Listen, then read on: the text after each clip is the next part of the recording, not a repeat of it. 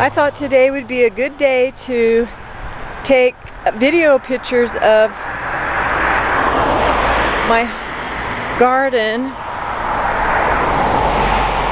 because it's a little bit overcast, so sometimes those overcast shots look the best, have better quality to them. This is my little house, but I'm going to concentrate today mostly on showing you my backyard, to show you how my vegetables are doing. And it's almost August 1st in a couple days, and so this is going to be a view of my garden when it's almost at its most bountiful, fruitful. Make a nice tea there. This is the front of my shed, entrance to the back. This happens to be a mini dwarf nectarine tree, and this is the first year that I actually am getting little nectarines on it, substantial numbers, because I was really good about spraying this year for peach curl. This is one bed where I have some ever-bearing strawberries, but they don't do too good here. And I'm going to have to construct a new arbor here, take out the old Gothic fence. Here I used to have a fence here. I'll put up a new one. This is where I drive my pickup through when I need to go into my backyard. And this year I have, on the side of my shed, I've decided to plant squashes. I've got my zucchini, and I'm also trying different kinds of large squashes this year, like spaghetti squash and butternut, and in the back I've got a lot more varieties. And I also have 3 peaches here, but they don't do too well. I've never ever been able to prevent peach curl, and they've never produced a single good peach. And I also have my grape back there. Here's my main bed, my main raised beds that I've had for years. And I primarily nowadays plant all the root type vegetables that need a lot of good loose tilth so that their roots can go down, like into the soil a good maybe half a foot to a foot. For instance, I have rutabagas here, and I have turnips here, but I also have beets, and I have planted carrots and parsnips, and they need quite a lot of good loose soil for them to shoot their roots down into it without getting all obstructed. And of course behind there I always have plenty of dill that gets reseeded every year. This is a back view of my garden shed, and I also have raspberries, those big giant type of raspberries. I'm not sure what they're called. And this was the year that I first put in this little greenhouse, which is a good little greenhouse as long as the wind doesn't blow too much. Well, if you have it staked down, it's okay if the wind blows, but it does not sustain any weight on top. And I had an accident with the snowfall in March that crushed it after I put it up. I plant my onions here on this side. Next year I'll rotate so that I'll have the onion bed, instead of having the onion bed here, I'll have it where my rutabagas and turnips and everything are, and then I'll rotate the other vegetables over to this section. And I always plant my leek near my regular onions. These are the onions I planted in spring, and they have really good, wonderful bulbs on them. But I also experimented. I like to experiment a lot with new things every year. I also experimented with winter onions, and a few of them did okay with good bulbs, but a lot of them they grew huge, but the bulbs never formed into nice big round bulbs. It's just kind of like stunted bulbs, and it doesn't taste like a real nice sharp distinct onion. They taste just real subdued. I tried shallots too this year. They didn't grow huge, but they were still good. And then this is the back view of my house. And I always have projects going on, so you're going to see different things all over the place. Lumber projects, building projects, creating, always expanding my beds. It's the back view of my house. And it's the side of the shed. This is a fuchsia that comes up every year, and I have some Daphne over there. And My roses, which are of course in the middle of the summer and the end of the summer, the roses aren't as beautiful. They're at their most beautiful when they first bloom, of course. And here are the wonderful raspberries. And I got one clump of raspberries in my raised bed because I had extra raspberry vines over. And this is just a little plot that I had some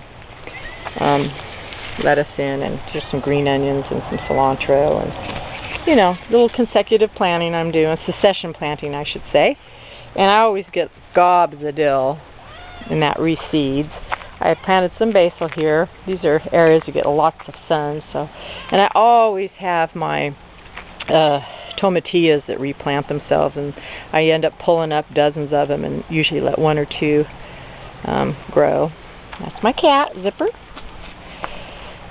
And I love gladiolas. Plenty of gladiolas. I like to plant gladiolas in little sections, so I have splotches of color everywhere. Okay, so now we're going back this way, and I hope this battery lasts. I love pathways. I have a lot of little pathways in my yard. Pathways are real symbolic for me. Oops, I can't help it. I have to eat this one raspberry here. These strawberries don't do so good. I think I may have too much nitrogen in my soil. That's one lady's explanation. I have a little fig tree in the middle there. It's a little miniature fig tree. And this is an area this year on the side of my house. I've planted some tomatoes. I have a Rose of Sharon over there to the left. Clump of gladiolas. My peonies are in back of those 3 tomato plants there. And planted these giant Russian mammoth sunflowers that are just absolutely incredible. Planted lots of dahlias this year because I really like a lot of color, consistent color throughout the summer, and dahlias will guarantee you a lot of consistent color. And my fountain over there. And I'm working on laying a brick pathway. I've been working on that for 2 years now, and I'm almost up to this point. This used to be a pathway that I think led out to a barn or an outhouse or something way back when. Peppers here this year. My patio here is in disarray, and I've let the weeds grow, and I'm going to work on that this week or next. Need a new deck. Usually I have a lot of scilla and stuff growing up here in the springtime, and it's very, very beautiful, as well as tulips. But right now I've let this kind of all go dormant because I'm going to have my deck torn out. Here, this used to be a rabbit hutch, but now I use it for my new chicks. Perfect for them. And today, in fact, they are going to, yesterday and today, be introduced to the new hens back there, and so far so good. See, these are just peppers and eggplant and that sort of thing. I love the big poblanos and those kinds of peppers, and cayenne and Thai, and even have a Hungarian pepper this year, Anaheim, and then a few different types of eggplant planted. Millionaire, Fairy World, regular eggplant. And had so many tomatoes that I propagated this year that I just put them everywhere. And rhubarb, got plenty of rhubarb. Been making a few strawberry rhubarb pies. That's my pear tree. Did horrible. All pears did horrible in Oregon this year because it rained so much. After they bloomed and the little buds started, we had this nothing but constant rain, and it just rotted away unfortunately the pear. So I'm not the only one who had that problem. Even people who sprayed had problems. This is my herb garden, and I have a lot of dahlias around here as well. Herbs, rosemary, you know, the parsley, oregano, thyme, chives, tarragon, you name it. And this year I still have so many herbs from last year left over that I'm not even that motivated this year to do new herbs. And then here, I'll walk down through the walkway here. Can't believe these dahlias. They're just gorgeous. So glad I just planted a variety. I don't even know the names of them all. My little walkway. That's the Jupiter's beard. Comes up every year. It's a perennial, and you're guaranteed color from early spring to late fall, actually. And I got my one big huge hosta that does great here because it's shaded a lot by the Rose of Sharon. I always have extra garlic growing over here. I keep trying to pull it up every year, but it just keeps coming up. More dahlias, rose, and got some foxglove here. And in the springtime, my delphiniums are giant size, but there's no delphiniums left right now. And I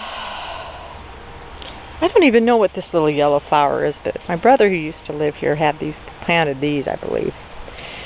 This is my lily. I call it Lily Row, but right now the lilies have all died out, most of them. And I'm going to come back here to my shed. And this is Lily Row. Only got a couple little Easter lilies left, and these are great. I have 3 varieties: the early blooming, mid blooming, and late blooming, and these are the last 3 of the late blooming. Foxglove is still blooming. A little bit of foxglove and a few new little foxglove that I transplanted from my sister's place. And this Astilba does not do good here, so I'm going to have to transplant this because it's just not shady enough for the Astilba. And a Living Easy rose bush, which I have. It's my signature rose bush. I love the Living Easy. It's kind of like the philosophy of life that I strive for, you know, living easy, even though it's not very easy in America to do that, but I try my best. Got a little rhodie back here that gets chewed up by some kind of worm every year. My front yard rhodies do great. Here's another Rose of Sharon. I've transplanted this Rose of Sharon so many times that every year it just struggles to survive, but it is taking root now and doing well, and next year it should really be happy. Got an arborvitae up down along my whole north side of my fence that my brother, when he used to own this place, planted, thank God, because it gives me a little bit, as you can see, quite a lot of privacy from my neighbors, most of whom are renters. And that's very valuable, of course. And this is along the left side of my shed, or the north side, walking towards my cabbage patch, rear end of my garden. This year I even decided I would try to grow asparagus. So I needed an area that was along the fence and out of the way that could be like a shrub area where it can grow and live forever. And they seem to be doing well their first year. And I call this my cabbage patch. And I got kale, cabbage, and kales, and Swiss chard, and spinach, and all these kind of cool weather type plants I planted here. And celery, cabbage, red cabbage, cauliflower, broccoli. I've been getting a lot of broccoli so far. Cauliflower, though, got planted a little too late.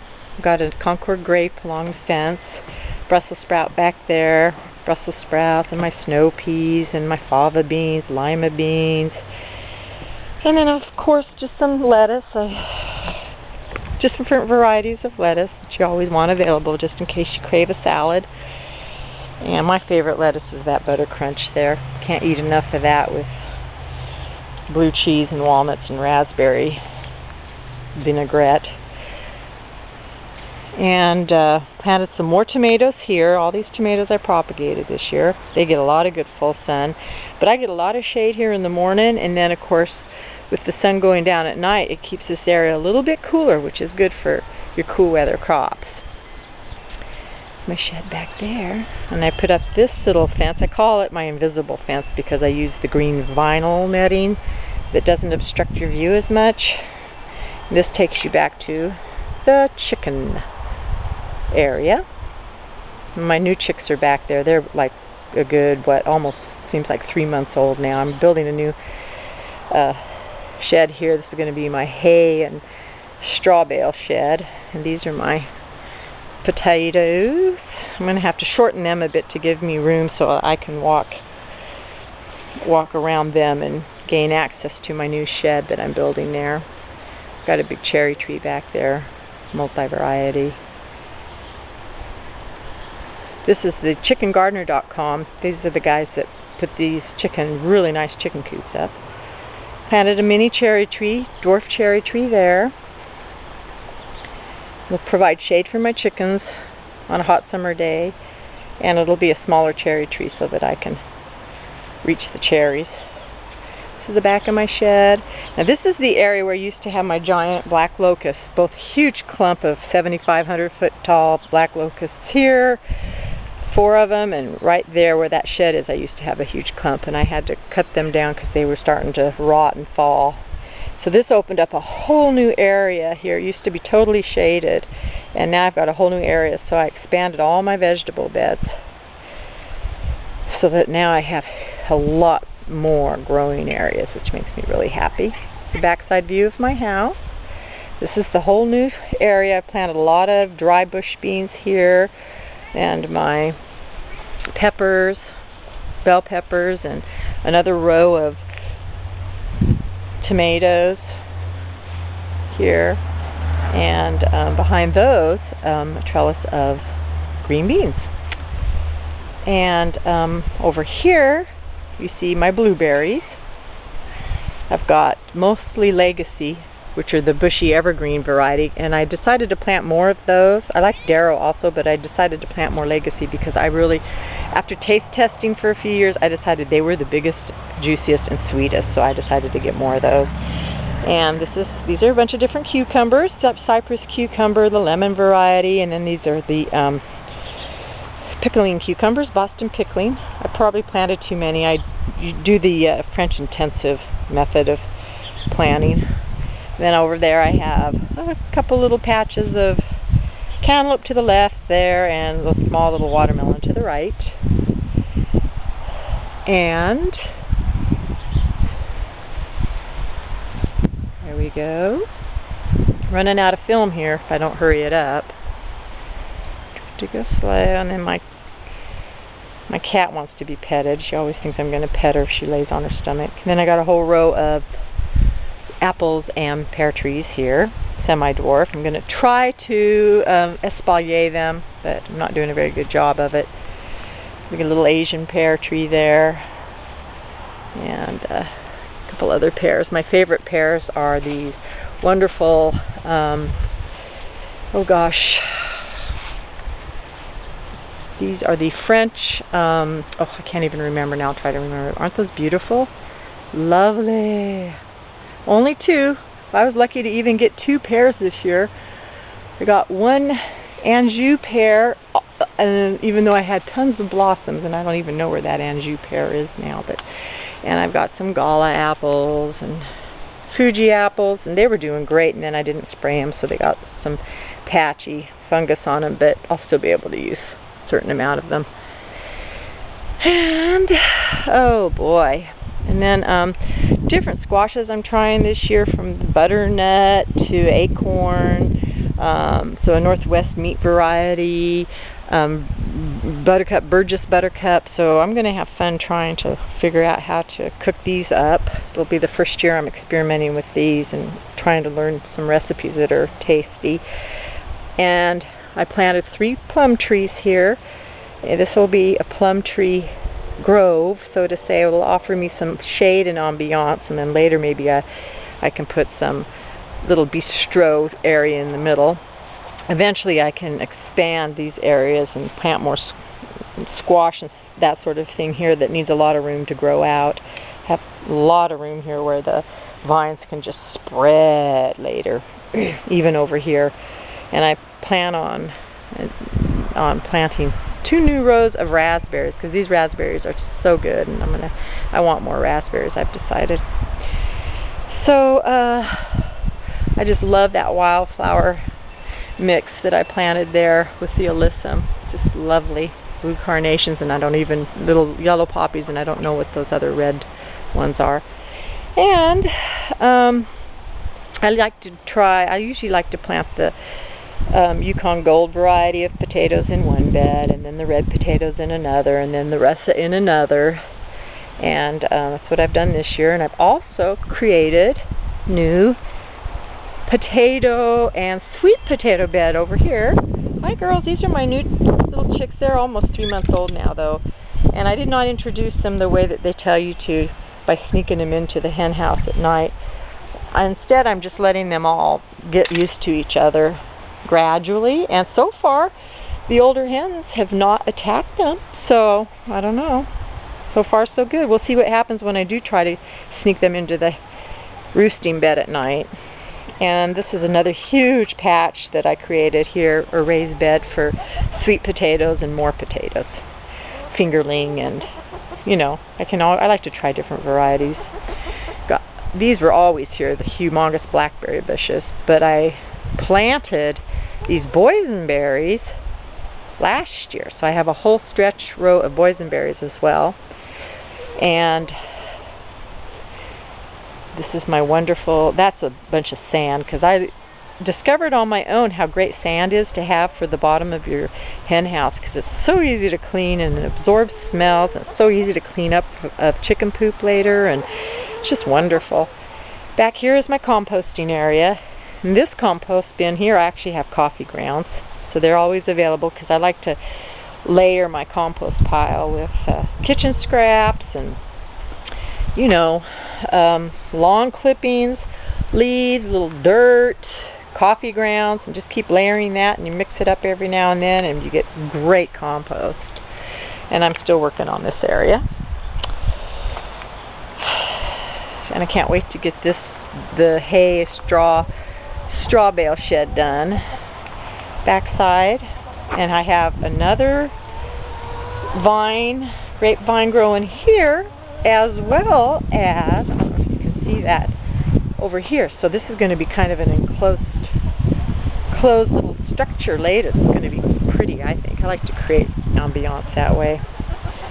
Yeah, see, there's even a little window, and you can look inside the hen house at night.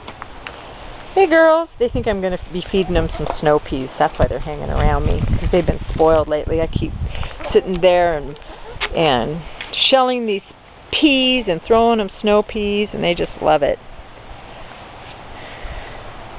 These are the best hen houses, and I'll show you what it looks like on the inside. I put these eggs in there to confuse the chickens, so that, because they will eat their own eggs when they're bored.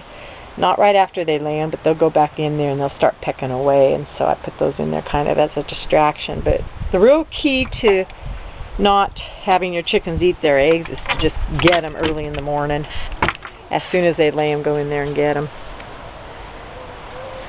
I think I'm running out of space here on this. I had a completely free video card, so there's those chicks. See, they still don't quite know what to think of those big hens, and oops, they're going to try to fly out of here like they did last night. They flew out last night and went back to their own little rabbit hutch over there, and they'll probably but that was at night. You know, they're compelled to get back to their hutch, and it looks like they're trying to look for a way out now too. But I need them to be back here with these other hens so that they get in the habit of living back here now. I let my hens out in the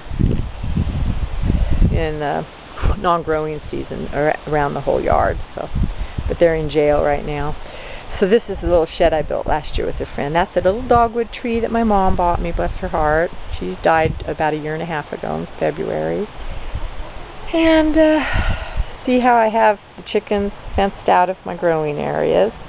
And I grew these huge mammoth snow peas here this year. It's a good spot for them, but I'm going to expand this bed here shortly.